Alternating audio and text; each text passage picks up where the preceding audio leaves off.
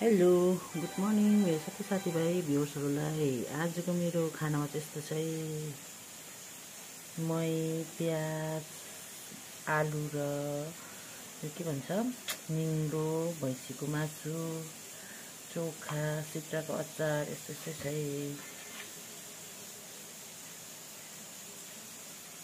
तपाईँहरू पनि यस्तै बनाएर खानुहोस्।